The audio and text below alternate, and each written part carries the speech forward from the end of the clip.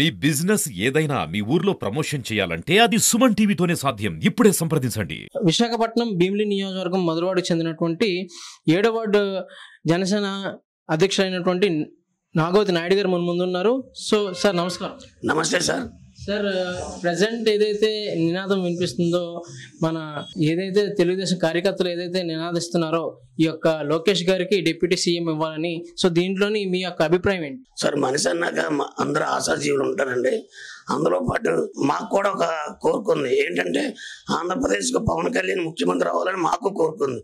At the same time ఆంధ్రప్రదేశ్కి Lokesh deputy CM అవ్వాలని కోరుకుండొచ్చు. మా కోరిక తీరితే వాళ్ళ కోరిక కూడా తీరిపోదు సార్. ఓకే, సో ఆల్రెడీ ఒక డిప్యూటీ సీఎం గా పవన్ కళ్యాణ్ గారు వ్యవహరిస్తుండగా ఇంకొక డిప్యూటీ సీఎం అవసరం మనకైతే ఉందంటారా? మాకు తెలిసి అవసరం లేదు. ఎవరో కోరుకుంటున్నారు. మా కోరిక తీరితే వాళ్ళ కోరిక కూడా తీరుతుంది సార్. సో ఇప్పుడు ఏదైతే ఈ యొక్క ఇటువంటి సిచ్యువేషన్ ని చూసుకొని ఈ యొక్క కూటమిలో అయితే చీలికలు ఏర్పడ్డాయని చెప్పేసి వైసీపీ కొన్ని వర్గాలు చెప్తున్నాయి. దీన్ని ఏ విధంగా? వైసీపీ అనేది ఒక భ్రమలో ఉంది సార్. కూటమి అనేది పవన్ కళ్యాణ్ మంచి ముహూర్తం పెట్టి ఫిక్స్ చేసి అది కూటమిని ఏర్పాటు చేశారు. ఆ కూటమి ఎంతమంది వచ్చినా సరే దానికి బేట్లు పడవు సార్. ఎందుకంటే పవన్ కళ్యాణ్కి ఒక సిద్ధాంతం ఉంది. ఆ సిద్ధాంతం ప్రకారంగా అది ఏర్పాటు చేశారు కాబట్టి అటువంటిది ఏమి ఎవరికి ఎటువంటి అపోహ అవసరం లేదు. సో ఏ విధంగా ఇంకా కూటమి ప్రభుత్వం ఇంకా ముందుకెళ్లే అవకాశం ఉందంట? ప్రతిదానికి నమ్మకం ఉంటుంది సార్. ఆ నమ్మకమే పెట్టుబడి అండి.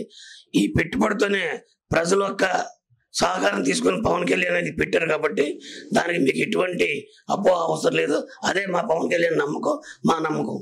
సో ఈ యొక్క ఏదైతే ఈ నినాదం వినిపించిందో డిప్యూటీ సీఎంగా లోకేష్ గారిని పెట్టాలని చెప్పేసి వాళ్ళు ఏదైతే కోరారో అది లోకల్ స్థాయి కార్యకర్తల నుంచి వచ్చింది అనుకుంటున్నారా, లేదంటే అధిష్టానం నుంచి ఏమైనా ఇటువంటి ఆలోచనలు ఉన్నాయండి? మాలాంటి కార్యకర్తలు అన్ని పార్టీలు ఉంటారండి.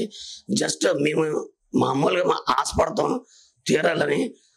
మాలాంటి ఆశ వాళ్ళకి కూడా ఉంది కాబట్టి ఇదంతా కింద స్థాయి నుంచి వచ్చింది. పై స్థాయి నుంచి ఎటువంటి ఏ అపోహ లేవు.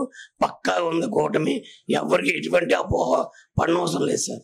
థ్యాంక్ యూ అండి. థ్యాంక్ యూ నాయుడు గారు.